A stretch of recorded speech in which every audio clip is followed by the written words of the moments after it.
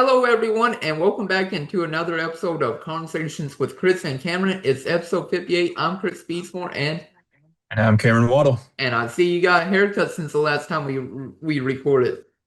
Yes, yeah, got one today. Got the sides cut a Woo! little bit shorter than I'm used to, but I did tell him.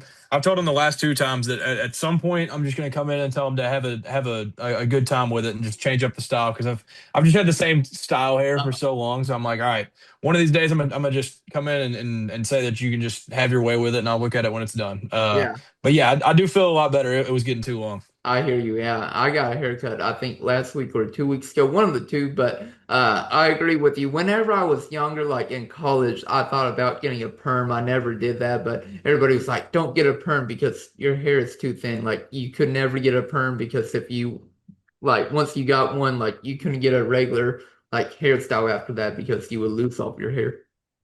Oh yeah. No, Yeah. I've never gone through like a phase of like wanting a perm. I've just had like there's been so many different hairstyles, especially in like recent years, where I'm like, well, maybe I could do a little bit. Like you said, it's just like getting to the point where I'm like, dude, I've just had like long hair for so long. I'm just kind of getting annoyed with it. So Mhm. I've thought about like people have recommended like burst fade. I don't even really know what all these things are, but like they just keep saying all these different ones. I'm like, all right, well, I mean, I've seen a few that I like. I've joked around with like friends and stuff. I'm like, yeah, one of these days I'm just going and buzzing it. I'm just Go, getting bro. rid of it all and and Yeah. and, and we're just buzzing it off. But yeah, no, I mean it's honestly a blessing because I know Yeah. like I mean I have some friends that like not that they're like crazy receding hairline, but like they're just getting to the point where they're like, all right, well, I mean, it just kind of they're limited on what they can do. But I don't know. I mean, honestly, down the line, both grandpas not a great head of hair. My dad not a great head of hair, honestly. So like, I'm just gonna like love it as long as I have it, and hopefully Uh-huh. it stays around a while. I hear you completely in. Yeah, like I said, I'm the only person that really has thin hair in my family. Like my dad has a bald spot on the top of his head, but I'm the only like family member like from my parents and bro that really have super thin hair. Yeah, yeah. Mine's like weird because I've always thought it was pretty thick, but then people were just like, no, it's not that thick at all. But I don't know. I try to get it thinned out a little bit every time I go, and Uh-huh. I don't know. It's just kind of one of those things. I'm just like, I like to have it a little bit longer, but I also just don't like messing with it because then you wake up and it's like a bird's nest in the morning. So you just kind of got Mhm. to deal with all of it. But one of these days, I'll probably jump on here and have a different hairstyle. So that's just a little What warning for everybody that's viewing. one day coming up potentially, but enough talking about our hair and getting haircuts and all that. Let's actually get into the podcast. So I tonight think we that's are, what the people came for, honestly. yeah, everybody came for our haircut discussion. Like we should open up like a barber shop for sure. Yeah, exactly. It's a different segment we're adding. For sure. Cutting hairs with Chris and Cameron now. Yeah, cuts with Chris and Cam. Yeah, cuts with There Chris we and go. Cameron. New podcast. But no, tonight we are going to be talking about quite a few different things. We're going to be talking about Kentucky basketball. Of course, they just added a new assistant to the staff. They hired Mo Williams. He was the head coach for Jackson State. Of course, we discussed last week with the addition of his son Mason Williams committing to Kentucky. Four-star point guard. We'll probably briefly talk a little bit about Mason Williams, but what about Mo Williams joining the staff? We'll also maybe bring up who we would like to see be the last addition to the staff. I know Kevin Keith was mentioned by Jacob Polacek earlier this week, so potentially, him. Also talk about the in-home visit with the Kentucky basketball staff as they visited the five-star center, Ekezie Jr., five-star big man in the class of 2027, and then, Tyran Stokes, he still hasn't committed. And then we'll briefly talk about a little bit about football because a lot has been going on in the past 3 weeks of football with spring practice. Like it all started during the SEC tournament, so we'll get you all caught up with that as well with spring ball, with all the spring practices, and then of course April 18th is when the official spring game is at.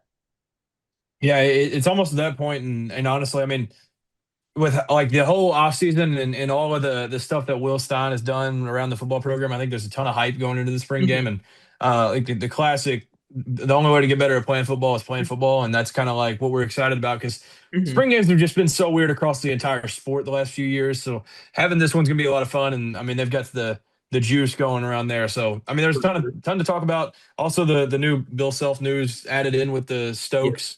thing is just another layer to it. So there's a ton to get to. But yeah, I'm excited about it.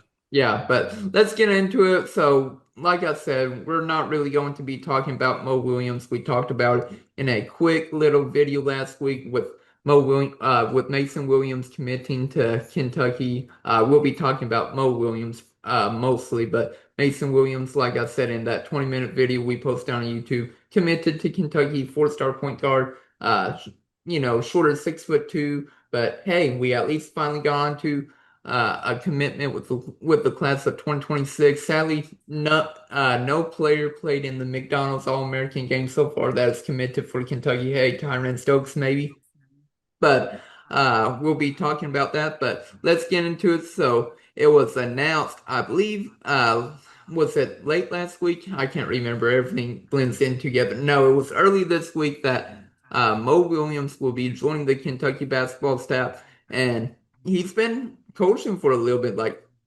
he started his coaching career at Alabama State in 2020.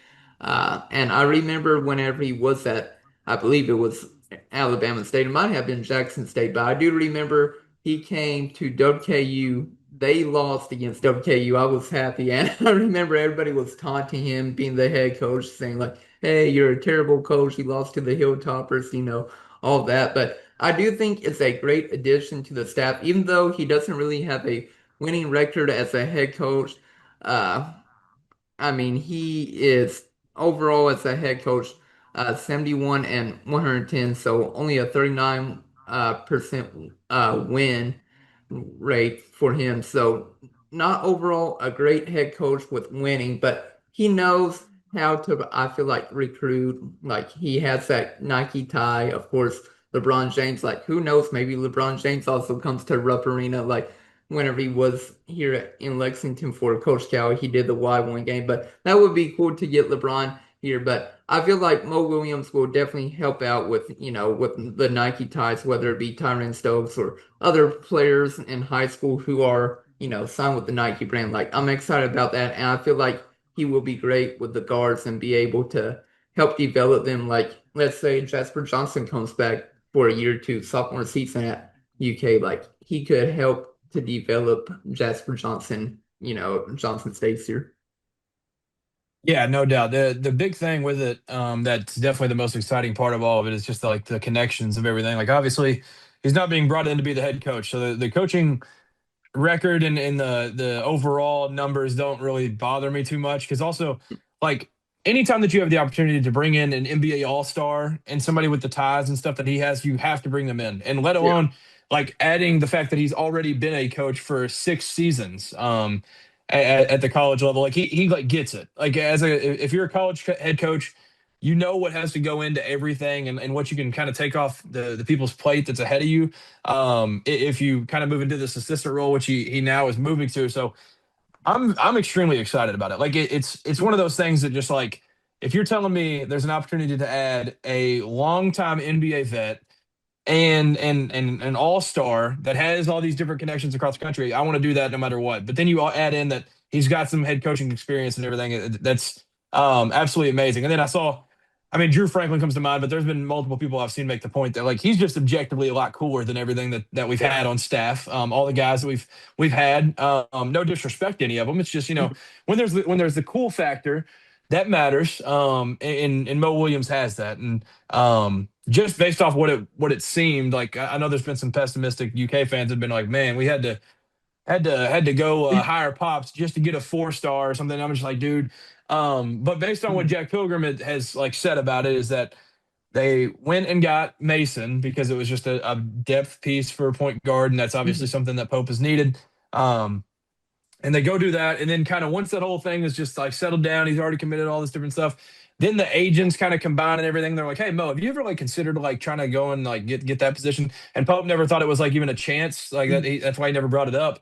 Yeah. And then here we are hiring a sitting head coach that comes to be an assistant, which I mean says a lot about like I mean the connections that obviously you've got to absolutely love where you're going and what you're stepping into if you're leaving a job where you're the sitting head coach. So I just love it. I couldn't love it more. Like the last position that like we can talk about who we think we should get there, but like adding him to the staff, like you mentioned with guards, it's going to be huge. Mhm. With the transfers, like you said, if Jasper stays, then maybe that makes a huge difference for him. Like this guy's just got a ton of experience. Like I was just saying with Will Stein, the best way to get better at football is by playing football. The best way to know a ton about basketball is being around the game. This dude's Mhm. been around the game for a long time, played it for a while. Now he's coached for a while, so now getting him on staff is Yeah. absolutely huge. Yeah, and I believe he's going to probably, if I had to guess, with the two assistants that are no longer at Kentucky, with Jason Hart going to SMU, and then of course Kentucky not re-signing back Alvin Brooks III. If I had to guess,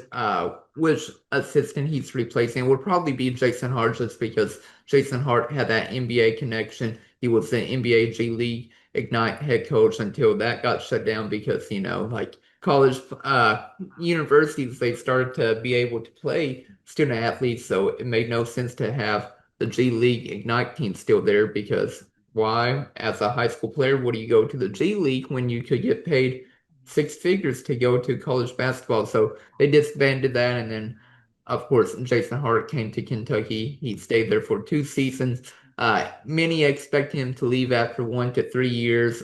Expect him more to go out west instead of just going to Texas. Like people are expecting him to go to maybe Nevada or somewhere close to California, but it was very surprising to see him go to, a school in Texas. But like I said, I guarantee Mo Williams is probably going to replace Jason Hart if I had to guess.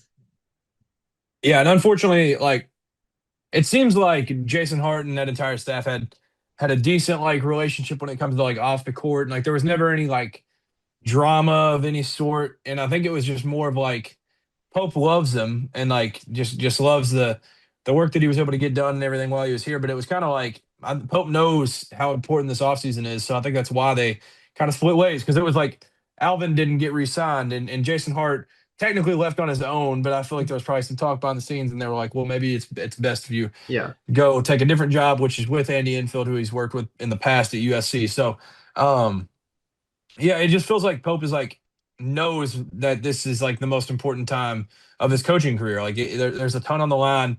Mhm. So going to get also, I didn't know Mo Williams had a nickname until I was like doing research on him the other day and just like trying to learn some stuff. The Hitman. So it's just an awesome. I don't know if Pope's got nicknames. I don't know if anybody. I don't know if Mark Fox got nicknames, but we have the Hitman on staff Mhm. now too. So like I just love it. Like the Yeah, obviously the portal is going to be the biggest thing like in these next few weeks. it definitely. But obviously getting the name Mo Williams and getting what he can bring on the staff at this point is huge for us. Yeah, for sure. And then speaking of more about guards as well, like if Jasper Johnson does come back for year two, like it would be crazy if he does because of everything that happened his freshman season. Of course, UK lost Jalen Lowe. He announced he would go to the transfer portal over the weekend. So I forgot to mention that at the very beginning. We didn't cover that, but uh, it was honestly not a surprise. Like I felt like he wants a starting role, and then he would also have to probably take a pay cut to return to Kentucky. So I feel like it was a mutual decision. Like he wanted a starting role, and he knew he would have to take a pay cut, so he decided to hit the transfer portal. But like I said, I am very excited to see what Mo Williams can do, like with the guard play, whoever UK gets in the transfer portal, because they will be guard heavy and they will need probably multiple guards to replace Jalen Lowe because if you don't bring back Jasper Johnson, that's another guard that you have to replace. Yeah, I don't know though. Jasper Johnson just signed that new NIL deal with Fifth Third Bank, so maybe he's sticking Yeah. around. Yeah. But they I don't know. It's confusing to me because I feel like they're either going to have Mason Williams be the backup, or maybe they even try to go get another backup, like we talked about at one time in our last episode. And Mhm. like I know the like things have been put out from Jack Pilgrim that like they're going big game hunting and all this different stuff, and I think they will probably try to go with a huge splash for their starting point guard. But maybe there's even another backup, which would help if you can kind of have a 3 point guard Mhm. like system there that can like many guys can give you those minutes because Jasper is very obviously not a point guard. He is Yeah. a bucket. He's a shooting guard. He plays off ball best, but he can play Mhm. with it in his hands a little bit. Like for him to be comfortable and to make the strides that we want to see him make, if he comes back, I think it definitely has to be in that like 2 guard role because we've Yeah. seen it did not go well when he It had did. to be the one like bringing it up and running the show a little bit. So I'm hoping that like whether it is just one star and then Mason behind him. I'm hoping that like Mason, which I mean, from what we've seen, like I am a big fan. Like you can go back and look at our reaction to when Mason committed. Uh-huh. I'm a huge fan of it because of the shot making, the pace of play that he plays with. He's just under control all the time. I think he can definitely be the backup point guard. I'm Mhm. just excited to see Jasper, like you mentioned, with Mo, like he can make big strides, but I think also the biggest strides will be made if he's able to play in that second, like kind of in that two guard role. And I Mhm. think there's just from what people have put out, I think there's probably part of him that's like, I want to be able to like prove myself. Like this last year, I'm not going out like this. This is like my family's school. I know Mhm. there's the stuff from his family that's been put out, but like I think there's a chance that he's just back because he wants to prove something. Yeah, if he does come back, it would be crazy. Like I said, after everything that he went through his freshman year, and then fans coming after him and his family. So it would be very surprising and shocking if he does. But like you said, he comes back to Kentucky to prove that he can actually play for the University of Kentucky and prove all the doubters, haters wrong. Like that would be insane. But enough talking about Mo and Mason Williams. We'll talk a little bit more high school recruitment with, of course, Mo Williams having that Nike connection, but Tyran Stokes, he played in the McDonald's All-American game last night. He overall did very well. He had a double-double, 12 points, 10 rebounds, 2 assists, but he still has not committed to a school at all. Of course, it was also announced today that Bill Self will be coming back to Kansas, and I was surprised by that. I thought he would probably retire just because of all of his health issues, but I really do think with Bill Self returning to Kansas for another year, I just don't see how Tyran Stokes will not commit to Kansas. Like I feel like Kansas has all the momentum now with Bill Self for sure coming back, and Tyran Stokes, I feel like the number one overall recruit will actually be going to Kansas, even though he has that Nike contract, and of course Mo Williams, he has connections to Nike and everything, and he's probably going to do his best to recruit Stokes to Kentucky as long as he is still uncommitted from like anywhere. Like he's not committed to any school right now. So, like I said, right now I do believe Tyron Stokes, so the number one overall player goes to Kansas.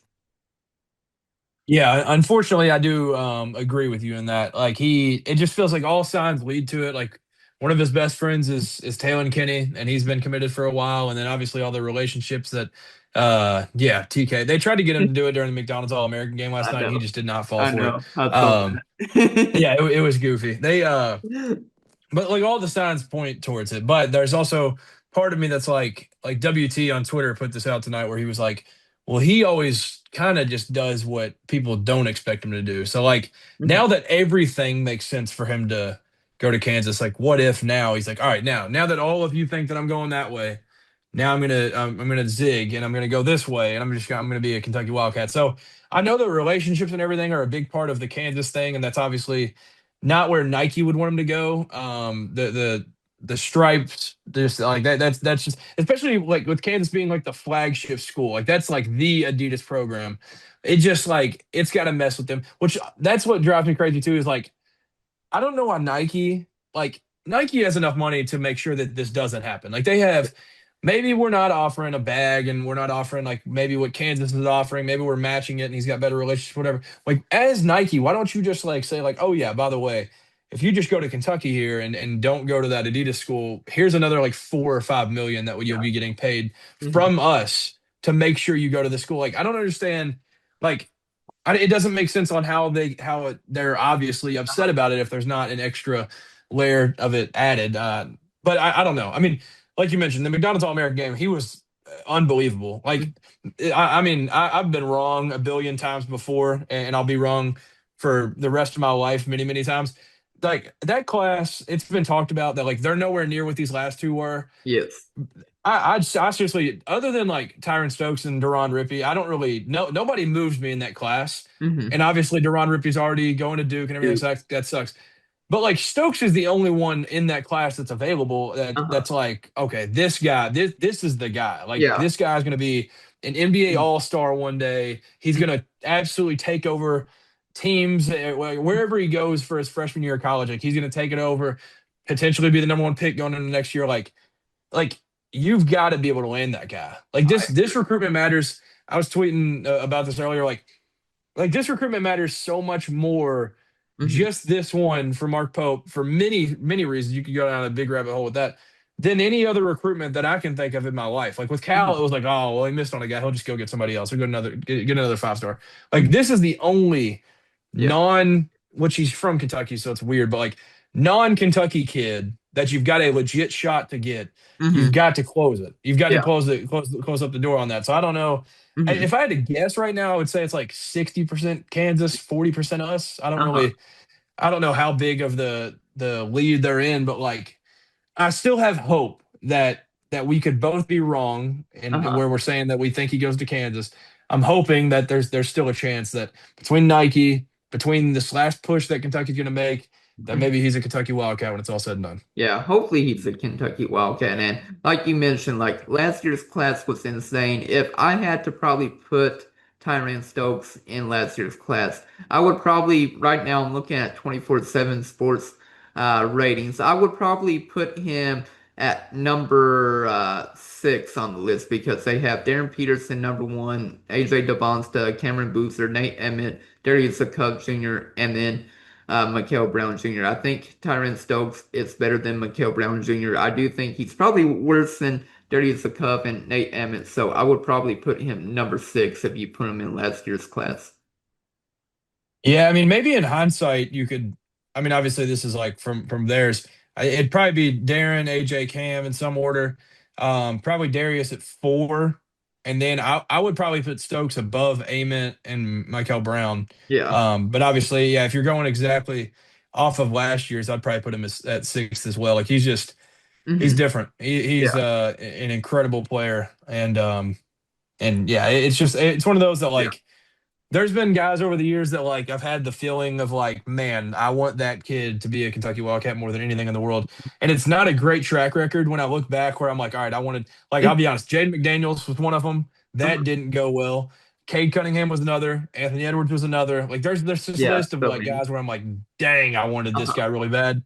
And Stokes is on that list. I'm hoping that they're gonna shift. Yeah. And he's not a Kansas Jayhawk when it's all said and done, and he's in Lexington, hopefully.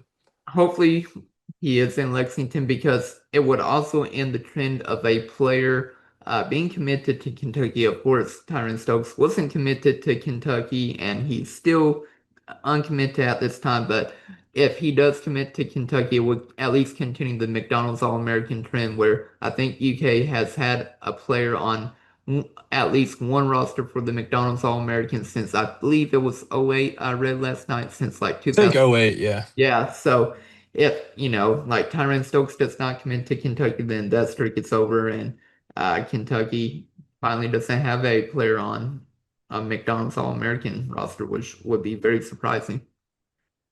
Yeah, that would be which also I don't know if this is new. 24/7 now is 100% Kansas.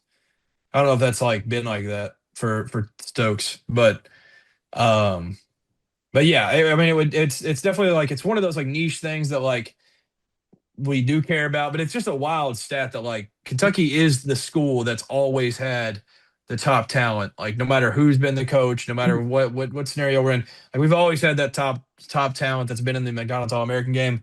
And this year we did not, and it was weird to not see that. But obviously, like you mentioned, Stokes is like possibly maybe there's a chance that he could be one that could keep that streak going. Yeah, for sure. And I know what you're talking about. I know 24 7 Sports did have a prediction in for Tyron Stokes that came back in early January. So I don't think that's really anything new. So that's been out there for a while that 24/7 Sports has had that prediction in for him. Oh, okay. Yeah, I did not know if it was anything new or not. If it was just like a an updated thing, Mhm.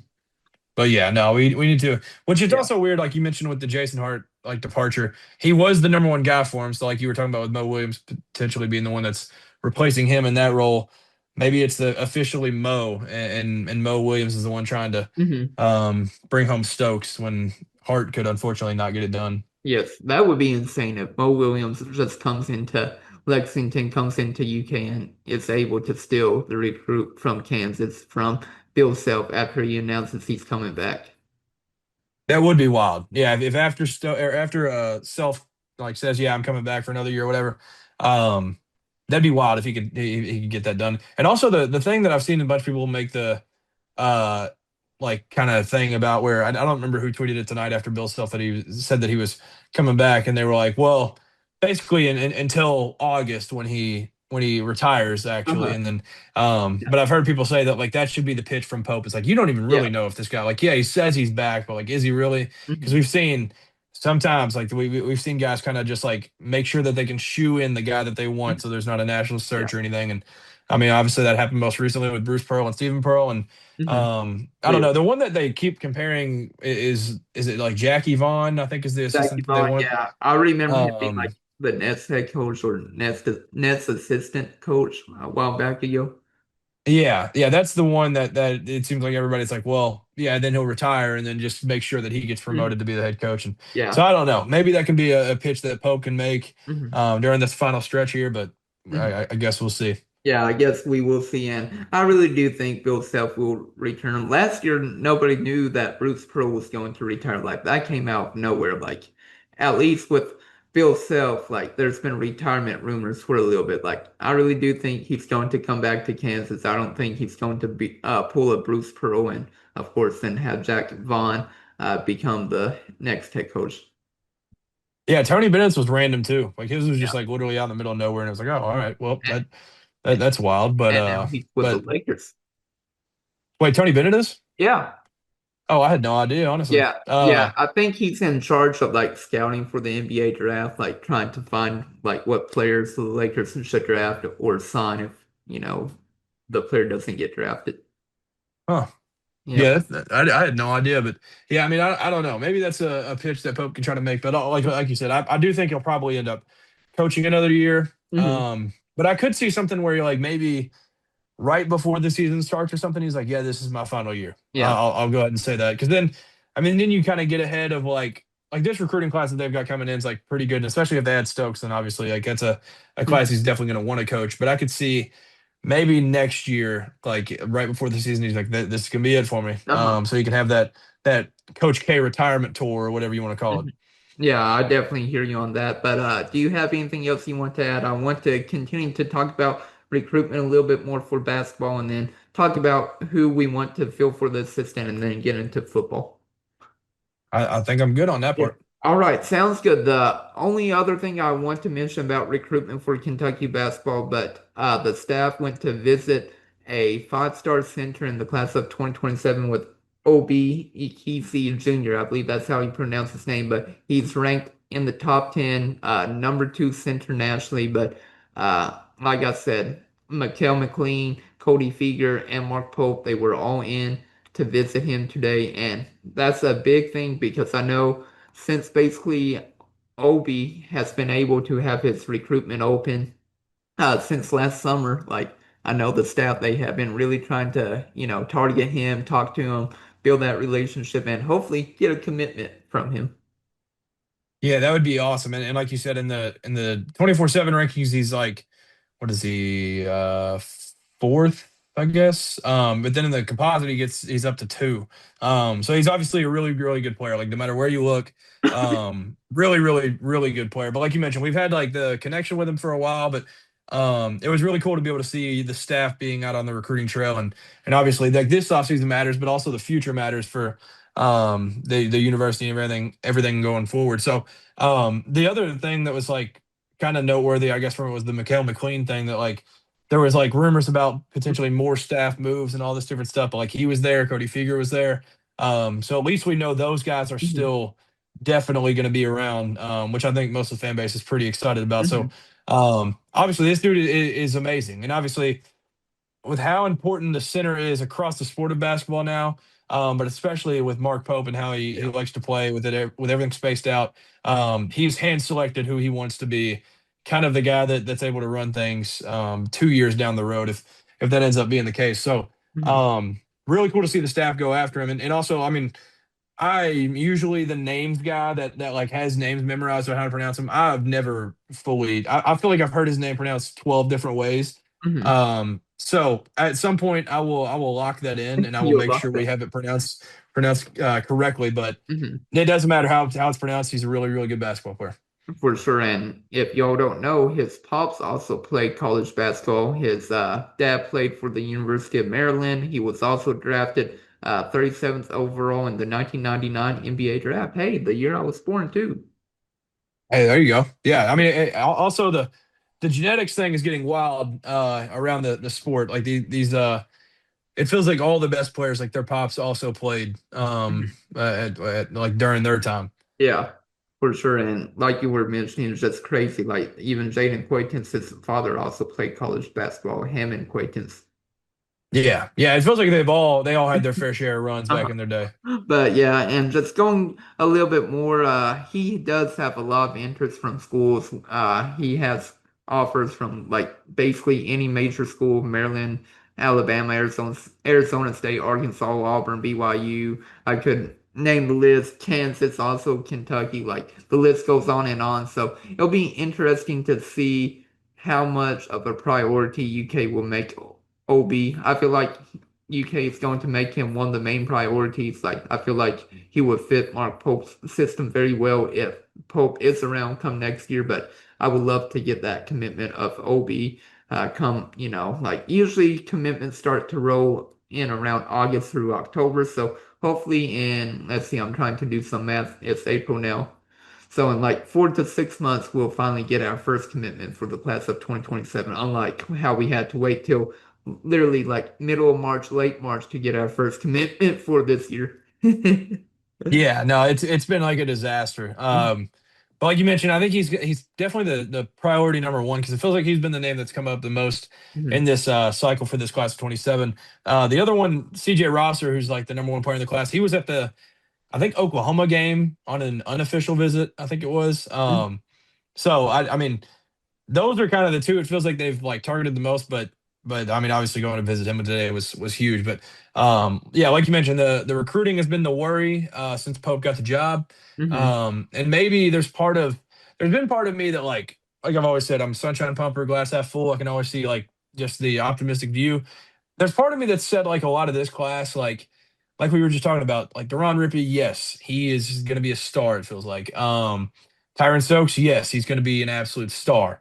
Other than that, like I'm curious. Like I know we offered guys, but I'm curious like how hard they actually went after a lot of these guys because this Mhm. class just doesn't seem like it's anywhere close to what these last couple were. So Mhm. I'm curious like what going into next year. I think we'll really get a gauge on like how whether it's like an actual Pope thing, whether it's like a something else outside of it on why we're struggling to land recruits, or maybe we do land recruits like right away and we're like, oh, okay, like this all makes sense now. Um, but I don't know. I like obviously they're making it very apparent that they're trying to get him. So we'll see how that goes. And like you said, 4 to 6 months, we'll start to learn some things. Yeah, and like I said, hopefully it'll be better than what is going on in the class of 2026 because you have to have more success than what you currently have right now, where you only have one recruit, one commitment, and that just happened a week ago with Mason Williams. Yeah, yeah, no doubt. I mean, this is Kentucky, like we were talking about. Like you've always had the best of the best Yeah. that come here, no matter who the coach is, no matter what the situation is. Like the best of the best always end up wearing the blue and white, and that has not been the case for this class of 26. Yeah, you're definitely right about that. But let's talk about one last thing for basketball and then we'll get into football. But let's get into who we would like to see maybe the last assistant position field if, UK doesn't get rid of any more assistants. Like, of course, Mark Fox has been a name that might be leaving the staff. Hasn't been confirmed, hasn't been official that he's leaving. He's still on the staff at the time that we are recording this on Wednesday night at 10:49 p.m. Things can change before this podcast gets uploaded. And of course, Kel McLean could still leave Kentucky. I doubt it. But the most likely assistant that could also leave, I would say, is Mark Fox. Not, like I said, not official. So, like I said, UK only has one assistant opening. So let's get into that. But my assistant coach that I would love to get on the staff though is Josh Pastner. Of course, he was the head coach at, I believe, Georgia Tech it was back in the Yeah. day. So I would love to get Pastner on the staff. He was also the Memphis head coach, I believe, like right after John Calipari left. I know Calipari, he was trying to get him on the staff while at UK as an assistant, but it never worked out. But I would love to get Pastner here. He's currently the UNLV coach, isn't he? Is Did he? he just? Yeah, I think he just took that job like last year. Oh, I think really? he's I only thought he been was there. still jobless. My bad. I'm being. No, no, yeah. So he just finished up year one at UNLV. Never mind. Then Um, I thought he was still jobless. That's my bad. No, I mean he was for a couple of years though after the Georgia Tech. The only thing Yeah. I remember from Georgia Tech with him is like, well, we played him during COVID, but during the COVID season, I don't know if you remember like when some coaches would wear that like plastic shield instead of a Yes, I do mask. remember He that. was one of those, and it was just like he was like the only coach I remember actually doing that. So it was hilarious. The one that I want that's like my dream to replace is the one that we've reached out to with Kevin Keats. I just think Yeah. he would be an awesome addition. Like he's been around the game for a while. He was a head coach for a lot of years. Obviously, the start of his run at NC State was a lot better than the ending. Mhm. Outside of the second to last year with the Miracle Run, which is all time stuff. Like it's still unbelievable that they made that run. Mhm. Um, but I think he would just make a ton of sense. Like he's a great defensive coach. He's just been around the game a while. So like being able to get a guy like that to add to this staff would be awesome for us. I think like he's definitely my one that I would love to see us pick up. Yeah, for sure. And like you said, it would be an interesting hire. I'm not dead set on Kevin Keats. Like, I believe he could be good for Kentucky. I just get nervous because he overall didn't perform very well at NC State, of course. In his second to last year, they did have a Final Four run, but if he didn't go on that Final Four run, he would have been fired right after that year. But they went on that Final Four run. Then, of course, next season was a complete mess. He gets finally fired for its previous years being there, not being successful. But it would definitely be an interesting hire if you get Kevin Keats. He is, of course, known for his defense, so that would be a great plus because Mark Pope, his he is not known for, of course, his defense. He is known for his offense. So at least you would get a defensive-minded coach on your staff. Yeah, that's a big reason on why I want him. But also, I mean, like if you look at the record of the Mo Williams thing, that's one thing. Like I don't think you should put a whole lot into those. But he was an incredible coach when he was at UNC Wilmington. He went 25-8, 29-6, went to the NCAA tournament 2 straight years at a place like UNC Wilmington. And then obviously, like I said, he started out pretty hot at NC State and had a few good years to start, and then it ended up fading out. Like you mentioned, he was going to get fired. And then they made like one of the most miraculous runs we've ever seen, and then got given an extra year. Yeah. But he's one of those guys that like he just maybe he's not the best like head coach, but like I mentioned with Mo Williams, like when you've been a head coach, you know exactly what's expected, so you can kind of like play a certain role where like, well, I know like when I was a head coach, I didn't like to be like. I Mhm. didn't like to deal with this certain situation, so I can take that off of his Yeah. plate or whatever, and like he can handle just this. So like, not that it's like, oh yeah, he's just our defensive coordinator, but like that's one thing, like you mentioned, Cody Feger, Mark Pope, it's not necessarily their forte. So whenever you bring in a guy like Kevin Keats to kind of hold down the defensive side of things, I think it'd be awesome. Yeah, for sure. Actually, you know what would be a crazy hire if UK actually hired him? Should I try to guess? Yeah, try to guess his coach. Like Okay, well, all right, most give me a people hint. don't Is like this he? head coach. They don't like this head Or well, he coach, was a former head coach, I should say. so Like most he's not head coaches. active. Yeah, he's not active currently. Most Tom Crean. no, not Tom Crean. Ah, I It's thought I'd nailed it. more recently in the past few years, UK fans hate this guy. We hate this guy. We hate this guy. We hate this guy. Within conference? No, not within conference. Uh, I don't know. I'm trying to think off the top of my head, just like something quick. Um. You want me to give you the Oh conference? wait, like, is he an assistant now? I don't think he's an assistant anywhere. Oh, all right. I don't have a guess. I'll give Who you you thinking? conference, Big 12. Okay. Wait, that's where he was? Yeah, Oh, Big 12. Jerome Tang? Yeah, Jerome Tang. Oh Yeah. yeah, no, no, no, no, no, no, no, No, no, no, no, no, no. no, no, no. I can't get with that one. No. You can't get with that one. I hear you. No, that would be funny though. That would be really funny. Yeah. Be like, hey, now we have all the guys right. Yeah, yeah, no, yeah. We have more dudes than they do. But yeah, no, the April Fools guys all over Twitter and everything had a heyday with different hires and stuff, and I saw like three Hubert Davis has been hired as an Yeah. assistant at the Yeah. University of Kentucky. Hey, I mean, Hubert can go back to UNC just be insistent there, right? Yeah, yeah, no doubt. Yeah, Jerome Tang, that'd be so funny. Yeah, So man, that like dude, that it's just like an all-time funny. Yeah. interview. He's like, just tonight we had more dudes than they did. Like Yeah. that it's just it is so funny. Yeah, it's definitely very funny. Like whenever he got fired, that's the first thing I tweeted out. Yeah, yeah. I mean, Yeah. that video is absolutely iconic.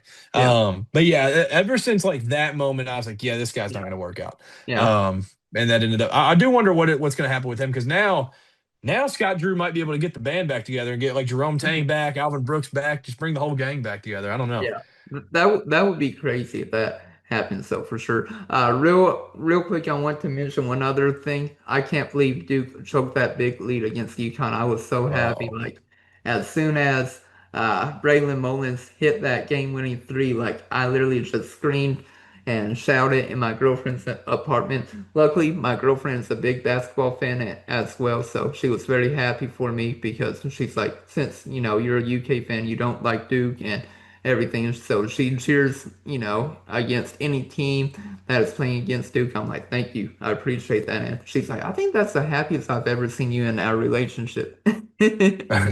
yeah, it's one of those things that like if you can tell me if you're telling me like all right, Kentucky's out of the tournament, what's the second best thing that can happen? I think Tennessee getting obliterated when they're one game away from getting to the peak of their program, and then Duke losing in like the worst fashion imaginable. Yeah. That's probably the second best thing. And also, I mean, doing it like my whole life, I've always thought like I don't really remember the Lehigh game. So like my whole Mhm. life, I've always been like, dude, like Duke fans have never went through a hard thing. Like that, yes, they don't win all the titles and everything, but like they always have like some of the top recruits. It's always just like fun for them and stuff. Like they've just got it made. But then, I mean, they were also bad during COVID. But then they also like Coach K loses the final home game against North Carolina, and I was like, oh, all right. So they finally had one bad moment, and then it has piled up since then. Yeah. It's been unbelievable. Like he loses Final Four to the rival. The next year they lose to Tennessee, John Shire's first year, and then they lose to NC State twice, and then now they've had maybe the worst. Like the So last year and this year, they were like statistically the best team remaining, and mhm. had the worst chokes I've ever seen in my Yeah. life. Like the one last year, they were up like six with like less than a minute left, and then this one up 19 and blow it and the Braylon Mullins shot, man, that I one is know. like I too jumped. I jumped and yelled, and I Yeah. was like, "What on earth did I just see?" Yeah. Because it was one of those moments where it's a rare moment where you just watched something historic. Like this is Yeah. something that you will be seeing for like a very very long time when it comes to March Madness moments. So, Yeah. yeah, and obviously I don't know if you saw the like Jack Pilgrim thing that he put out about like Kentucky like technically chose Jasper Johnson over Braylon Mullins. Like Braylon Mhm. Mullins wanted to come to Kentucky. So that obviously hurt. But I did Yeah. think like hindsight, if you would have missed on Jasper, even if he didn't end up great, that would have been an absolutely awful look. So it Yeah. was like Oh, I didn't know PR. there was like a close race. I didn't know there was like all of that. But that kind of came out Yeah. after Braylon's big moment. Yeah, no, I heard about that, not from like anybody like credible or I had that own thought in my brain that like UK chose Jasper Johnson over Braylon Mullins, and like you said, if UK didn't actually get Jasper Johnson, it would have been terrible PR because like how could you choose a guy from Indiana compared to your home state of Kentucky? Like why would you go get somebody from the state of Indiana compared to somebody in your home state of Kentucky who grew up like 20 minutes away from Lexington? It would have been terrible PR at the time because Mark Pope, he just, started to be the head coach at Kentucky and he needed all the PR success that he could get because nobody wanted him to be hired at first. And of course, everything changed a few days later. Everybody came together saying, wow, what a great hire. Rick Pitino had, Mark Pope's back and everything. So, basically, Pope needed all that momentum, all that PR that he could get. Yeah, no doubt. You couldn't miss on a legacy recruit like that, where it's like the whole family is connected to the Hmm. university in some way or another. So I definitely don't regret the move. It's just Hmm. like obviously it just kind of sucks when you have a Braylon Mullins moment that's going Yeah, to be engraved in people's brains forever, and he's just all Kentucky over target. Sports Center, and then it's like, oh yeah, by the way, he wanted to come to Kentucky, and we just kind of said like, we'll take Yeah, Jasper instead. yeah, and then you can't also forget Dan Hurley's headbutt with the ref at the end of the game, basically too. That was wild. That might be like a top five favorite like sports coach moment ever. Like that is like the funniest thing I've ever seen in my life. Like he's the only one that could ever do that. He's the Hey, only guy. And I saw that he said he went on Pardon My Take today, or I guess like yesterday, or whatever. And he was talking about, and they brought up that first question. They were like, "So the headbutt, like what's going on there, or whatever." He's like, "Oh, it wasn't a headbutt. It was more of like in a loving way. Like you ever seen like reindeer or like dogs, and they'll just kind of like put their head or whatever. Like, it was just one of those. Like we were. He's like me and that ref, like we're pretty tight. We have a good relationship." And they're like, "Well, like Duke could have like got a technical right Yeah. there and like shot 2 free throws and." It's just hilarious. Like Yeah. it, like the jacket hanging off and like forehead to forehead, like I it's know. unbelievable. It is Hey, the funniest thing ever. Don Calipari did that a few years ago while at Kentucky. I forgot who the ref was, but it was at Rupp Arena. I remember he got in basically like in front of the ref's face because he got tired of the review. Like basically, I think there were like multiple reviews, and then this last review was taking like 3, 4, 5 minutes, and he just got tired of it, and he's like, "Quit with these reviews and let's go," you know? Hey, if you're watching on YouTube, there you go. Yeah, there you go. There's Coach Cal. Yeah, I can't remember who that ref was, but that Pat is funny. Adams, maybe? I don't It know. might have been Pat Adams. But I'd kind of forgot about that. Yeah. Yeah, Pat Adams, great call. Hey, I was right. But yeah, dude, Dan Hurley is just like Yeah. hilarious. Like he wouldn't have ever worked out here in a million years, but like No. I just love that he's in college basketball. Like it just makes so much sense for him to Yeah. be in this game. Yeah, for sure. And like you said, he probably wouldn't have worked out at UK just because like fans would be attacking him nonstop and he wouldn't be able to handle that. And the one thing that he does like though, he loves that his wife doesn't talk sports at all. Like he can talk to his wife about anything and everything. And he's like, I'm so glad that my wife doesn't like sports and I don't have to talk to her about it because if she did, then I would be like going crazy 24/7, he basically said. Yeah, I mean he's got it absolutely made, and obviously like the whole wife situation, like she's apparently just the perfect one for him because she's Right. like, I mean she's yeah, she's like the way that he's like always talked about her. It's like, yeah, she's probably the only woman that would have been able to like handle Mhm. what Dan Hurley is and all that he has. Like, I do love him, but I am really I don't know how you are and who you're kind of pulling for. I want any of the three outside of UConn to win because I am tired of UConn Same here. winning championships. They just keep winning and they're getting closer to us. Same here, and yeah, any team other than UConn to win all. Like if you told me right now who I would probably want to win, probably Arizona, just because like it's been a while, like the 90s since they won. I don't know about Michigan, of course. I know they were in the national title in 2013, but technically lost to Louisville, but even though that national championship doesn't count. Illinois has been a while too, but I don't want to see Big C win, like because he transferred from Kentucky. And then, of course, I don't want UConn. So if you told me probably my options, I would probably go Arizona, Michigan, Illinois, then UConn. Yeah, I mean, I honestly wouldn't mind Big Z winning. It's so funny how just like poorly PR trained that whole team is. Like they are funny. Like Big Z had like a cussing moment last week, and he was like, Yeah. "Oh, my bad." Mine is definitely by far and away, all the way up here, Arizona. So, That's like my mhm, like perfect world scenario. Arizona wins it. They last won in '97, like you mentioned. mhm. They hadn't been to a Final Four since 2001, so their fans have got to be really excited about it. Also, that's a wild scenario that we could also like kind of mention. It's going to be wild when Tommy Lloyd wins the national championship, cuts down the Nets, and the next day is named North Carolina head coach. It's gonna be Yeah, wild. that would be crazy. But then Michigan was in the 2018 championship against Villanova, I lost forgot that. about But that. they have their one championship in '89, so like they're obviously pretty fired up about it. Illinois has never won a championship, but they went in 2005 to the Final Four for the last time. Like any of those scenarios are better, but also I'm not like a like oh like let's go SEC against the world. Like I don't really care about like the conference is whatever. But I'm absolutely tired. The Big Ten is obviously very much taken over football. They Mhm. can't also come in and win their first championship as a conference since 2000.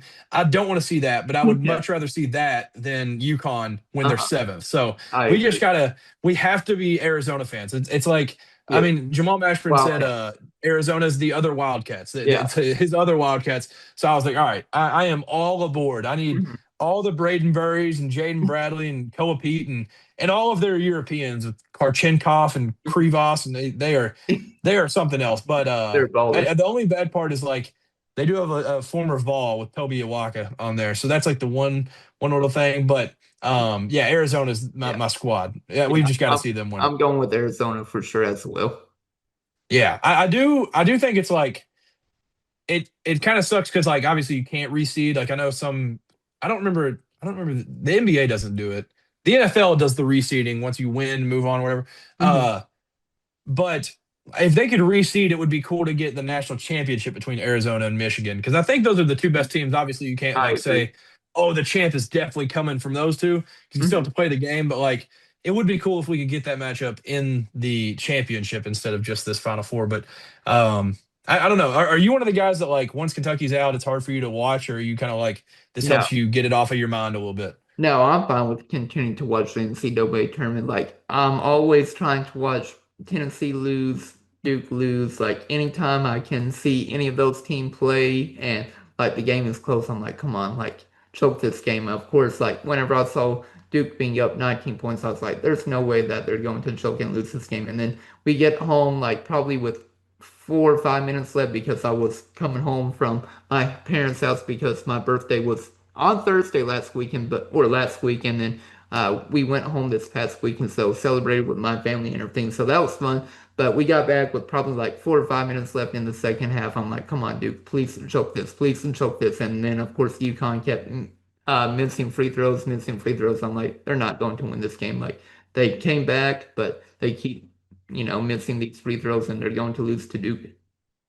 Yeah, it was wild because they were 1 for 18 on the game from 3 point range, and then finished making four of their last five. Like Demery Mhm. hit two, Caravan hit one, Mhm. and then obviously the Braylon Mullins one. Like it's just crazy. Like this was definitely the first time that I've ever kind of felt bad for a Duke player because I've just seen all the comments and stuff that Caden Boozer's had. I mean, it's obviously a horrible, horrible play. Like I've heard all the people talk about like all the things he could have done instead of doing what he did, and they're like, dude, you could have turned around and shot at UConn's basket and Yeah. been in a better spot than you were doing what you did. And just seeing him after the game, I was like, dang, dude, like I gotta stop watching this. I can't feel bad for guys with Duke on their jersey. But it Mhm. was an awesome day, like you mentioned. Like seeing Tennessee get absolutely run out of the gym, have the worst end of half like disaster I've ever seen. Like Estrella misses a dunk, goes down. McKinney hits a three for Michigan, and then immediately Rocky Top comes on. I was like, okay, this is an acceptable time for me to be able to hear Rocky Top as you're getting run out of the gym already.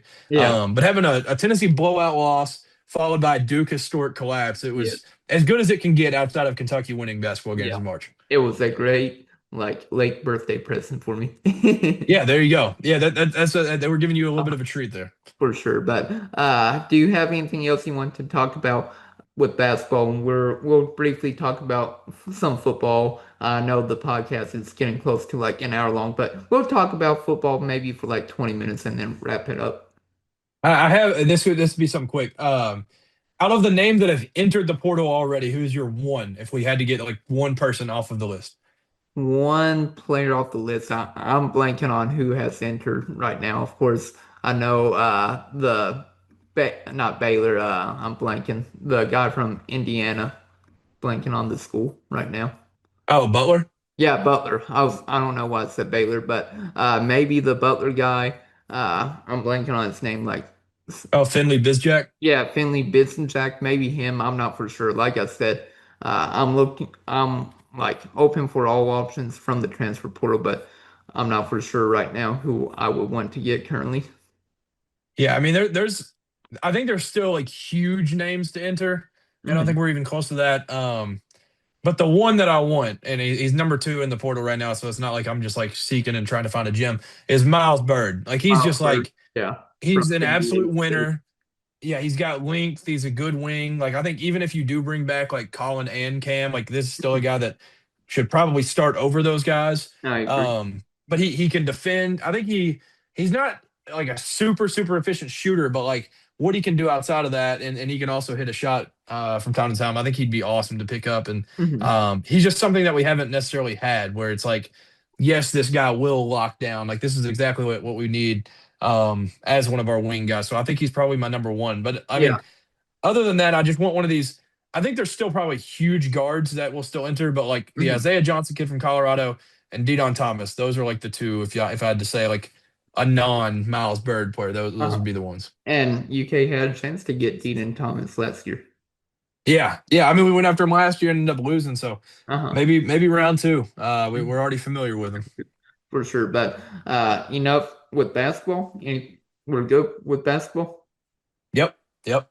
Yeah, I know we talked a lot of basketball for like that last hour, but hey, we'll briefly talk a little bit about some football. So if y'all got to this point of the podcast, we appreciate you all. And here's to the football fans who are very excited for this upcoming year to see what Will Stein can do with the new coaching staff, of course, first year head coach at UK, and then Kenny Minchey, who's going to be QB1. But we're going to just go through some notes that we have from spring practice so far. So Will Stein, so he's basically emphasizing a new standard similar to what he had at Oregon with Dan Lanning. So that's very exciting.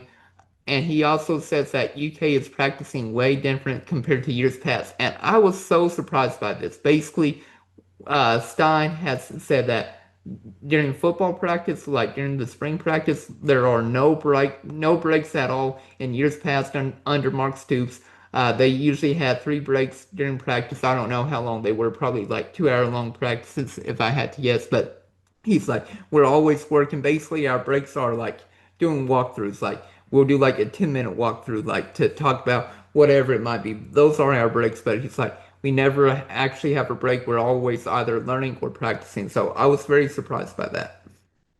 Yeah, that's honestly my favorite takeaway so far is just like it's a guy that like obviously very very offensive minded and all this stuff, and like we're gonna be able to play fast and stuff. But also, I mean, sometimes we'll be able to slow it down and be more methodical with things. But you've got to be able to like now is the time where the conditioning and everything like really really matters. So being able to have these guys go like no breaks, and really your breaks are like you said in like walkthroughs. Maybe if you're in the back of a line during a drill or something, like those are the times that you can kind of get your breather and all that. But like if you're able to like fight through all this now, it's one of those things like you got to be comfortable with being uncomfortable. So like if you can get through this now, by the time it gets to November and you're playing under the lights at Kroger Field, like you're going to be in a pretty good spot physically. So I do love that. Yeah, for sure. And then uh continuing to talk about that, basically he wants to do 15 installs for the 15 practices that they have during the springtime. So I'm not for sure what day they are on with spring practice. It could be like day 7, but basically the goal is for these installs, he wants to basically run 2 to 3 new plays every single day. So it sounds like on the both the offensive and defensive side, like they are throwing a lot at the players and hoping that it will catch on and they'll be able to run these plays during the practices and be ready for the first game of the year come September. Yeah, I do honestly like I know that's a lot of plays and stuff, but it's much better than like what the alternative is because like I mentioned whenever we like started this podcast, I've played a lot of football in my life and I absolutely hate when it's like, all right, it's Monday, we're installing 10 plays and we're gonna go through that throughout this week. Cause then it's like you can really hone in and like really have an understanding of like 5 plays at a time or something. Like if you're going like you had mentioned, like what 2 to 3 plays a day or something, like you can really really focus on each minor like detail in those plays and like make sure all of those are down to a T before you move on. So I Mhm. really like that mindset of like adding each day and like really like just being extremely like focused in on certain plays. So I do love that mindset because there's a lot of different ways that people will go about it, but that's got to be like the Mhm. best and most effective way. Yeah, for sure. And then he also has mentioned that he is experimenting with stuff with this year's team. Of course, like I said, first year head coach throwing stuff at the wall. He also mentioned that there is no depth chart at this time. Basically, like he's switching out the blue and white teams every single day. There's no ones, twos, or threes. So, basically a new like team every single day. Of course, everybody knows the QB1 is going to be the Notre Dame transfer. Kenny Minchey, he's going to be QB1. So that's at least the only player that's probably going to be starting number one. Of course, you've got Ty Bryant, who will be starting as well, and then Jordan Castell from Florida. But those are probably like the 3 main starters. And then you could name some players on the offensive line, like Colton Price will probably also be starting. But there's a lot of players that they have to earn their starting spot, and that's the main thing. Yeah, I do like that. The mentality of like you've got to have a chip on your shoulder and you've got to earn your role. Like you said, there's a few guys that like they're gonna essentially already be named starter without being named the starter. Um, but yeah, having guys that are gonna be fighting for it and like they brought in a lot of really good pieces across the board. So like there's gonna be a lot of guys on both sides of the ball being able to like fight for these positions and stuff. So Yeah, I mean it's dog eat Mhm, dog. Like you're out there competing with your teammates every single day, mhm, going to work and not giving anything given to you. So mhm. earn not given. Love Sure. that mentality. For sure. And then basically for Will Stein, he wants to make sure the team is executing. Basically, he wants them to be able to line up, hear call, and then be able to execute that call during practice. So that's great to hear because communication is very key. Like that's what they've been emphasizing basically during the whole spring ball. Like the offensive line has to communicate with the QB has to communicate with the offensive line. The defensive backs they have to communicate with one another. Like the big key during all of spring practice I have seen or heard basically communication and then it's nonstop practice, like no breaks at all. Like those are the two main things I have heard from just being able to listen into these practices, like from what the coaches have been saying or players.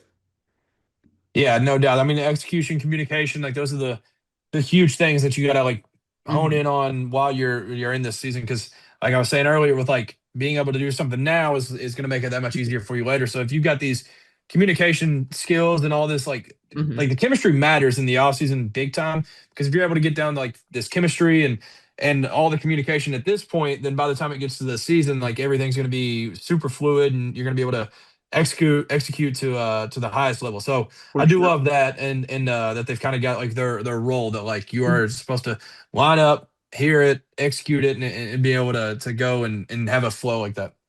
For sure. And the one thing that really did surprise me, what Will Stein had to say is he believes on the offensive side, the best group that he has is his offensive line. I was surprised by that. I thought he was going to say maybe his QB room, maybe the wide receiver room, but no, he said his offensive line. And that really encourages me because the past few years, like UK has had a terrible offensive line. Like we need that big blue wall back that we had under John Schlarman. And if we can have like six, seven, eight players that can play the offensive line. Of course, you have your main five starters, but if you can have at least three additional players that can come in whenever, like if a player is injured or whatever it might be, that's great. We have depth and be able to be successful with our backups. Yeah, for sure. I mean that's you could tell that going into portal season and everything, that was a huge emphasis, like being able to get starters from multiple places, like Baylor and Tennessee and Ohio Mhm. State and stuff. Like that was definitely you could tell right away, like, oh, okay, that makes a lot of sense. And I remember hearing like I don't even know. I think it was probably like 2018 for the first time that like I remember hearing like Kyle Shanahan, who's one of the best offensive minds in the entire country, said that like growing up he would play Madden and they would do like this franchise mode and everybody would like do their draft and draft everything else and he would start from the offensive line out and he'd go that way. And that's Uh-huh. exactly the mindset that Will Stein has had. Like he said, like everything is make or break in the trenches because if you don't have good offensive lineman. Obviously, you can't execute different ways. So, Yeah. like, I do love that. That, like you mentioned, with Schlarman in the big blue wall that we used to have. Hopefully, we're kind of getting back in that way, and we've got the talent and everything, and like you said, the depth to be able to kind of run these guys and have a really efficient O line this year. Yeah, it'll be interesting to see who is on that big blue wall, like the five main starters. Well, I think it'll be. I would imagine, like you said, Colton Price will definitely start, and then the what's his? Is it Tegra Shabala? Is that how you From pronounce it? Ohio State, yeah. And Yeah, I then think he'll be the starter, and then the left tackle is it why am I blanking on his name? are you Is talking it about the Lance? Lance Bird? Lance Heard? Yeah. Yeah. I think I would imagine those three are 1000%. Uh-huh. But then I don't really know what the other Yeah. ones would be Sure. as of right now. Well, apparently nobody's starting right now. So Yeah, nobody's who starting, knows? but yeah, who knows? But it'll be interesting to see who is going to be, like I said, the starting five on the offensive line. Like I said, probably like the three main players that are granted Kenny Minchey, Jordan Castell, Ty Bryant as well. Of course, you could talk about the other stars like Nick Anderson's probably going to be wide receiver one if I had to guess.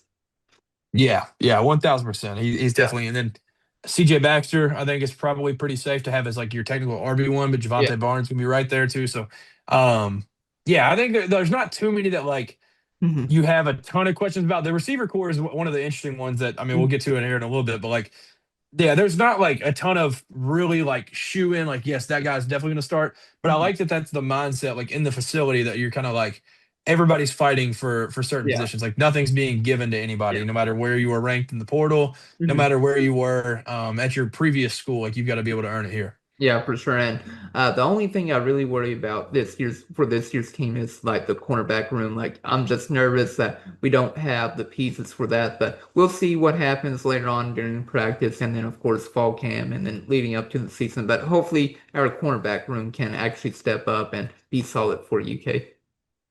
Yeah, no doubt. I mean, we were spoiled for a long time with really good corners. Mhm. And we don't necessarily have the guy going into the year that we've had in the past where we're like, oh yeah, that guy is going to be a surefire NFL draft pick and play in the league for a little bit. So that is going to be an interesting point for me. Like that was Yeah. when we were like kind of getting towards the end of the portal season. I was kind of worried about the receiver room a little bit and in the corner room a little bit, just like that part of the DB room. So the receiver room, I feel like they ended up fixing because they got some like late guys, but Mhm. yeah, the corners is like it's interesting. I don't know if like I know there's I can't remember where some of the corners had come from, but basically any corner that enters the transfer portal, that fan base likes to use the burnt toast meme.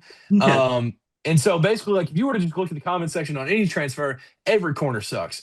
But I do think that we added some great corners in the transfer portal. So Mhm. yeah, I am excited about like just kind of the optimism to think of like what it could Yeah. be. I'm hoping it can kind of live up to that. Yeah, for sure. And just talking a little bit more about Will Stein, he did mention, we did previously mention this in a podcast. I can't remember which one, but Harley Gilmore is back at the program. Of course, he transferred technically to Louisville, then flipped his commitment to Baylor. So he ended up at Baylor. But from the rumors or from what I was told, he actually never enrolled while he was at Baylor and then ended up coming back to Lexington, being back at UK. So that's another news. Like, Will Stein was like, yeah, like we wanted Harley Gilmore back. He decided he wanted to come back to UK, and we allowed him to come back. So basically, it was very exciting to see Harley Gilmore back here at Kentucky, though. Yeah, I mean he's obviously a really good player. It's just one of those things where you've got to like be able Hmm. to get it out of him and keep everything kind of Hmm. steady with him and all this different stuff. Because I mean, it's been dramatic, like following his career path and everything. But he's obviously a really good player, so I'm hoping it ends Yeah. up working out really well for him here. Yeah, and then just going down the list a little bit more, we're going to talk a little bit more about now Joe Sloan. So basically, he's also the new OC for Kentucky. He came from LSU, but basically, he's loved the energy so far, the pace, and the workload at UK. He said office is being loaded with install situations every single day. Basically, practice structure is organized, high reps, lots of teaching going on. He also mentioned Kenny Minchey, as I mentioned before, Notre Dame transfer, but very accurate. He has a strong base, very great at decision making. Basically, he's been able to handle pre-snap reads and checks very well, and basically called him a natural leader and very calm and has a great demeanor, like calm demeanor. So that is very exciting to hear about the quarterback with Kenny Minchey. Yeah, there's like honestly with a lot of quarterback play and stuff, you can like your quarterbacks different ways. Like you can like the Jackson Darts of the world where they're kind of like in a swaggy mindset where like they'll hit a little dance after they do something, or you can have the wild mindset or whatever. I would prefer my quarterbacks to be kind of in this type of thing where he's like the decision making, natural leader, calm demeanor, all that. I will say, like from what they put out on Twitter and on social media platforms, it's literally every time I see one pop up of a Kenny Minchey throw, I just say, "Everybody, stop what you're doing. Nobody say anything to me right now. I have to watch this Yeah. 27 times before I can do anything else." Hmm. Because they're absolutely beautiful. Like Uh-huh. he throws an absolutely beautiful ball. It is on the money every time. And I know they're highlights, so like obviously maybe we're not seeing his bad ones, but Hmm. overall, like you can see from what the coaches on both sides of the ball have said about him, he's extremely accurate. Hmm. And Yeah. and the other thing, like you had talked about decision making, that's another key part of it where we've seen quarterbacks in the last few years, unfortunately, they don't have like the quick on a snap Hmm. decision making. That's one thing that he has where it's like the Hmm. ball is getting fired out quick and he's getting it on target. So I couldn't be more excited about Kenny. Like he's Yeah. just I know that's their job as the social media team to like kind of give you something to be able to fuel you a little bit, but like having to wait this long to see Kenny Minchey throw balls in Kroger Field is going to be a tough little off season for me. Hey, could he be the dark horse Heisman now? Hey, how's Minchey? How's Minchey? I'm on the train for it. Heisman for sure. Yeah, I'm surprised he didn't earn the starting spot while he was at Notre Dame. Yeah, I am too. And also, I mean, like they said, like numerous times that they were like it was a coin flip. They just ended up going Yeah. with the younger guy at the end, and they probably would have had the same season if they played Kenny. So I mean, he was right there. Yep, for But sure. maybe we'll see. I mean, Will Levis was technically the backup when he was at Penn State, and he came here and Yeah. had quite the season, Yeah. quite the 2 season run. So maybe we have one of those situations where he ends up having a Mhm. better career at Kentucky than what TJ Carr has at Notre Dame. Maybe Yeah. that could be the case. Yeah, that would be insane for sure.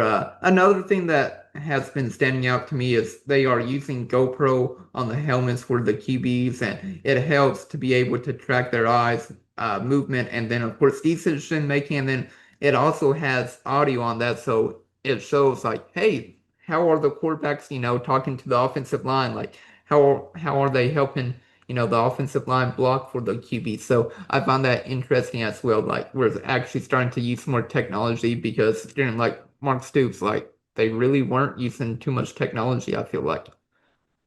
Yeah, that is one very interesting like kind of layer to it. Like you said, we're adding technology, which is something that not that they were doing it like the old way, but it was kind of the old way with everything that they would do in the Stoops era.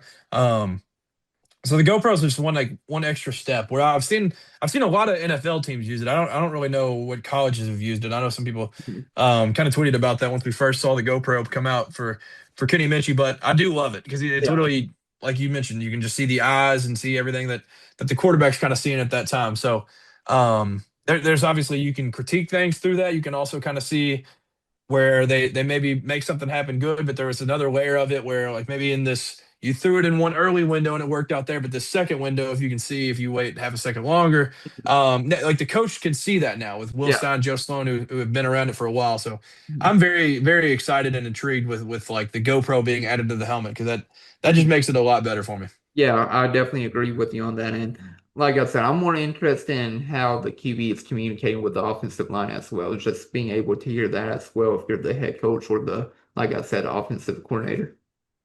Yeah. I mean, that is obviously like we were talking about earlier with the communication and everything. Like the quarterback to O line to quarterback is like the most important connection out there. I know that they've got to be able to communicate with the receivers and running backs and everything to make sure everything is lined up perfectly. But the offensive line, especially in SEC environments, it's going to be very important because there's oftentimes that like the left guard will be able to like kind of look back at the quarterback whenever you're good to go because you can't hear him.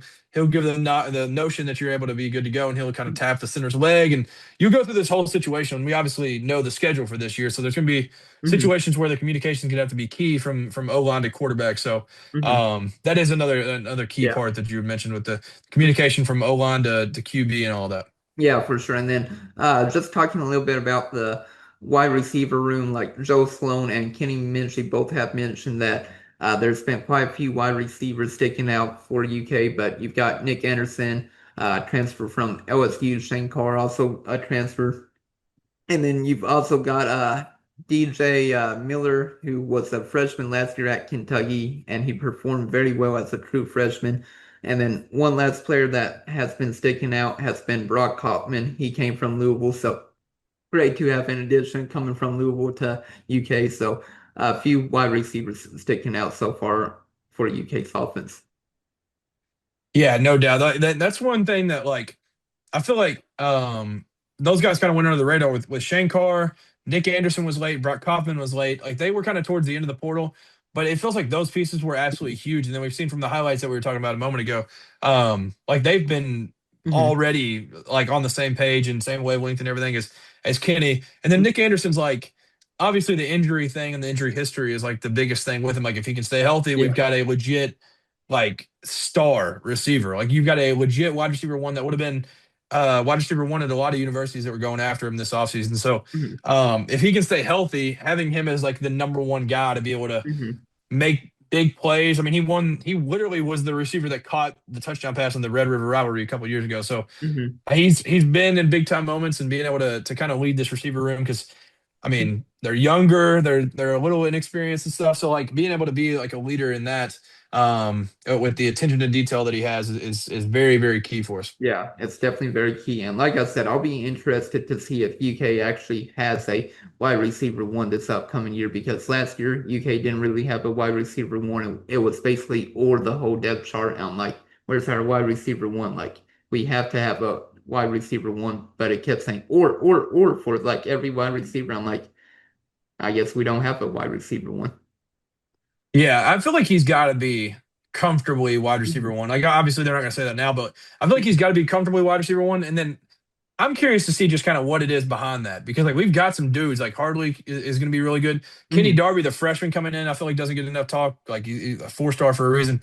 Jacaden Ferguson was late in the process that we Mhm. got. Shane Carr, like these dudes were really good where they have been, and they've got Mhm. like extremely high upside. So I feel like it's at Mhm. least in my opinion. Obviously, I could be completely wrong. I feel like it's probably Nick Anderson's like one. Yeah. And then there's a bunch of guys behind that are kind of in that are not given territory where they're going to have to be able to prove themselves. Yeah, for sure. And I think Will Stein mentioned that he wants to probably have, I think it was either five or six wide receivers for sure be able to play. And then he's like, if we're playing though probably like 6 to 8 wide receivers a game, like any wide receiver could lose their rhythm. So he wants to make sure that he's not playing too many wide receivers during a game, which makes sense, but at the same time be able to keep them all fresh and of course have a star wide receiver as well. Yeah, I completely get that. I do kind of like that though, with the different mindset of. I mean, I know the last couple of years we would kind of see some guys get sprinkled in a little bit, but it did feel Uh-huh. like it was the main guys Mhm. being out there the entire time. So I do like having a little different mindset with that. Yeah, and then I want to bring up two other people real quick. I want to mention Kenny Minchey briefly, and then also talk about Jay Bateman, who's the defensive coordinator for Kentucky. But let's talk about Kenny Minchey real quick. But when asked about why he transferred to Kentucky, he was basically saying that it was basically, the transfer process was hectic, but he was confident in the decision with Kentucky just because of the QB development that Will Stein is known for, along with Joe Sloan. So he's very excited about that to be able to come to Kentucky. And basically, like his strengths are his accuracy plus his smart decision making, and then his focus is learning basically the playbook and then on-field execution. So I'm very excited to see what Kenny Minchey can do at Kentucky being the QB1. Yeah, I could tell from that interview it was a little bit like awkward for him because it was like I mean it was awkward for everybody because he had the whole situation where he's transferring going to a different school and then he's Yeah. flipping the transfer commitment, which is something that's just absolutely wild. Yeah, But Nebraska. yeah, and it's kind of funny because we kind of had two of those guys this year now with Hardley because he like committed to Louisville but then flipped and went to Baylor, but then like you said, I mean maybe didn't even roll, but um Kenny, like those are the number one things that like Stein mentioned as soon as he was talking about quarterbacks in his press conference. I think it might have been Nick Roush from KSR that was like asking the question about like what you kind of look forward to or look at whenever you're like recruiting a quarterback, whether it's transfer or a high school guy. He's like, if you weren't accurate in high school, then what makes you think that you're going to be accurate at the college level? And if you're not accurate in spring ball reps and in these like late game situations where you're up a ton or something, like why do I think that you're going to be all of a sudden efficient? He's been a guy that's been accurate his whole career, and he's been able to put up good numbers while being accurate. So that's obviously the number one thing. And then like everything that you've heard from him and Mhm. what you would hear from people at Notre Dame is like just how smart this kid is. Like he's quick with his decision making, but he's like there's so much going through his mind about like how Mhm. well he knows the offense and he runs it like a well-oiled machine. And Yeah. like they mentioned, I don't know if you were going to bring this quote up, but like where they said, I think it was Joe Sloan, the one that said the quote of like it looks like he's been in the offense for years or something. Uh-huh. Like yeah, you don't just like throw those around like that's a legit like tip of the cap to him because of how well he's been playing for us so far. Yeah, for sure. I think that was actually Will Stein that said that, but no, it looks like he has been very successful so far under Will Stein and Joe Sloan's offense. And then, of course, I also want to mention this quote by Kenny Minchey. He basically said what it takes to be a QB. So there's a part where it's like preparation, mastery of the playbook, and then sometimes you just have to be a baller, be a football player. And I just love that quote at the end. Sometimes you just have to be a baller, be a football player. Like he knows that he's a baller and he's a football player and he's going to be very successful if you have that confidence and also perform very well on the field. Yeah, I do love those type quotes. That's just like, I mean, it's like I can't remember who is the Ohio State quarterback. It might have been Dwayne Haskins that had said like he had failed a test or something. He was like, I came here to play football. I ain't come here to play school. Like it's one of those things that like you're at the end of the day, you're playing a sport that you've played your whole life. It's not like numbers don't win the games. Like you still have to play the game on the football field. And like he had said, like at some point you just got to be a football player and just go make plays. And that's exactly the right mindset to have in these situations because like you said, like you can be accurate and have all this praise and stuff from like practices, but at some point you've got to go on the field and produce it as well. So I do love that quote. Yes, and do you have anything else you want to mention about Kenny Minchey? I want to briefly talk about Jay Bateman. Of course, he's the new DC for Kentucky football as well. Um, I don't think so, honestly. I mean, I'm not. I wouldn't say I'm the leader in the clubhouse for it, but I'm definitely in the Heisman club where I'm just like Mhm. I'm going all the way with him. This is our guy. I'm riding with him. Yeah, the dark horse for Heisman. Let's go. No, I'm joking, Yep. but Yeah. Go get the yeah. betting odds now. Yep, go to the betting odds for sure. But I want to end the podcast just talking about Jay Bateman, and then we'll wrap it up because we've been going on probably close to an hour and a half, so that's always great.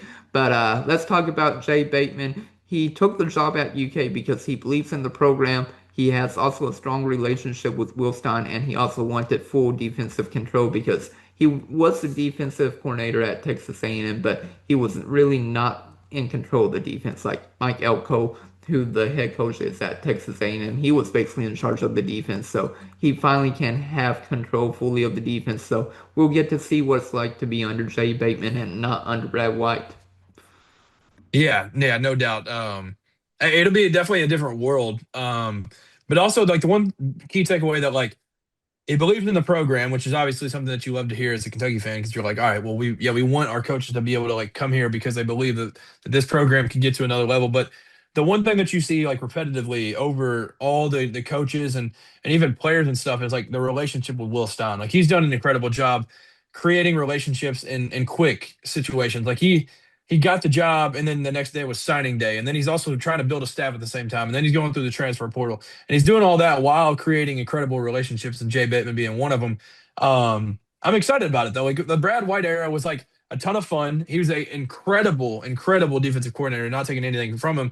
But like there was times where we'd be sitting there and it'd be 3rd and 8 and we'd sit 15 yards off and we'd be like, all right, dude, like come on. Like you're giving them the first down, it feels like at times. And that's obviously from us with a peanut brain as like watching from the stands. But Jay Bateman's going to be one of those dudes where he's like, I'm just trying to get after it every single play. Uh-huh. Like we're going to be sending guys after the passer. We're going to be like taking gambles at times. Honestly, like Hmm. I think like Will Stein and Jay Bateman are on the same page in the fact of like let's just turn other teams over as much as possible because the more our offense has it in our hands, the more points we're going to put up and the more games we're going to win. So it's going to be a completely different world. And I think Jay Yeah. Bateman him and like Cutter Leftwich and a lot of these younger guys, like Jay Bateman's not the spring chicken of the staff or anything, but there's a lot of young guys that I feel like we are the school that they're going to get their start. Like they're not saying that we're not going to be able to keep Uh-huh. them for a long time, but like I think there's going to be people calling for a lot of these guys, and I feel like Jay Bateman's one of those because you can just kind of see there's a little something. Mhm. I mean, part of this is me kind of loving the mic'd up that they've done on Mhm. these coaches, and Jay Bateman's one of them where you just kind of you're like, yeah, this guy's got the juice. Like this guy's Yeah. got it. And so I am very excited about Jay Bateman. Yeah, I'm excited for him as well. He said he's going to combine his concepts from whenever he was at Texas A&M, Florida, UNC, and of course also Army. Basically, also for his defense, basically, he is very aggressive on the defensive side, and he said the players are learning fast. He also said he loves the effort and leadership so far from the players. He also liked the portal players that he added, where they brought, experience and their personality. He also mentions that the defensive front is very strong, so I'm excited to see what the defensive front will look like with the nose tackles, nose guards. So that'll be exciting as well. He also did mention that Ty Bryant, he is an elite leader, which we love to hear because he's a homegrown talent from Lexington. So being able to hear that is great. And then he's also excited to get Sam Green back. So that's basically what Jay Bateman has had to say on the defensive front. Yeah, Todd Bryant was the one that going into the offseason, we were like, yeah, we know we have a lot of guys that graduate. Mhm. Some guys will hit the portal and all this, but the one that you can't let out of your hands and let out of the program is Todd Bryant because Unless he's he goes to the NFL. yeah, that was the one thing also. Like it was like you cannot allow this man to transfer Mhm. out. Like there's gonna be a lot of teams calling and a lot of teams wanting him because he's a really, really good player.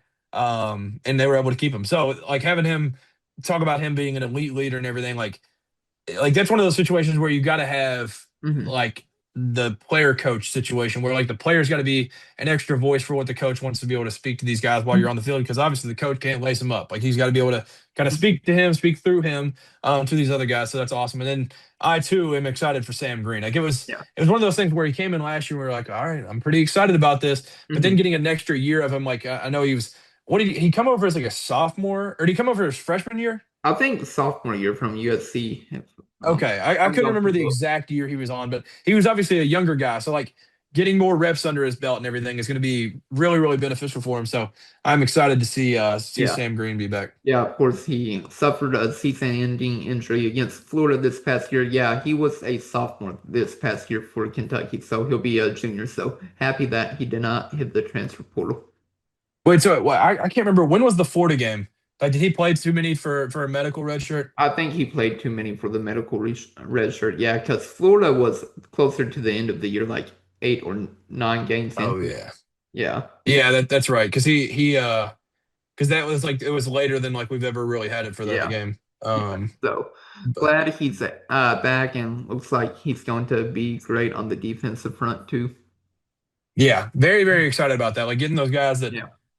yeah, when he came in from USC, we were pretty excited. But now being able to get him back for another year and just one of those dudes that like he's just like he's got that size on the defensive side that you're really excited about, and has a ton that Mhm. he can do. And he played well when he was playing last year, but then Yeah. obviously, unfortunately, had the injury that sat on Mhm. him for the rest of the year. Yeah, for sure. And I want to have some breaking news to end the podcast. Jack Pilgrim of KSR just released an article. It's nothing like too big, like no player has entered the portal, none of that. But basically, right now, it sounds like it really depends on what Jasper Johnson really wants to do. If he wants to stay at Kentucky, give it another chance. Like, hey, let's run it back. Like, I want to prove my worth. And then, of course. The other option is he could transfer like for better opportunity, like have a better place. But he said that Jasper Johnson will continue to have meetings with the staff in the upcoming days to decide if he is going to come back to Lexington, run it back for his sophomore season, or decide to hit the transfer portal.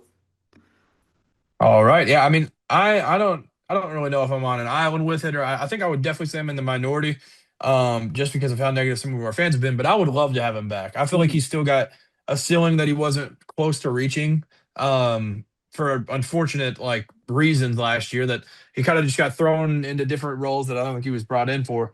Um, I would love to have him back. I'm a big Mhm. fan and think that he's got a lot that he can still get done here. Yeah, and like I said, I would I would like to see him back. Like if you're able to surround him with 3-point shooters and people who can actually dribble, because like you mentioned earlier in the podcast, like Jasper Johnson, he is better off the ball, not dribbling, and just being able to move without the ball and be able to score, shoot like that. So as long as you are able to get, players who can shoot, and then of course be able to attack the paint or be able to have ball handlers, and I would love to have Jasper Johnson back for another year, but he cannot be like the main primary ball handler. Yeah, 1000%. Like I mentioned earlier, he needs to be in more of an off-ball role, but also I think the thing that would benefit him the most, which would change his play style a little bit, but he's such a good player that I think he could kind of adapt to whatever. If he could just pack on a lot more muscle to be able to handle with the physicality and stuff, like that Mm-hmm. was one thing that felt like if he's not shooting a three, he's kind of like in a spot where it's hard to see him doing much on the offensive side. Like if Uh-huh. he can be able to like shoot it respectively and then also get to the rim and be able to like finish through contact and all this different stuff. Like that's the Jasper that I think like can be the level of player that we thought he could be because he's just like he's not gifted with like the tallest frame, but but he's also just like a young kid. So like this whole offseason, if you can kind of dedicate that to where like he's on a strict diet, he's like kind of getting his body into a like different situation. Because I remember last year the talk was Trent Noah was the one that was gaining all that weight from freshman to sophomore year. Uh-huh. Maybe this year it's you can bring back Jasper, and then he's in this situation where he can pick up a lot of strength and good weight and stuff, and maybe Hmm. he can be a real player like we had mentioned off ball Yeah. going into next year.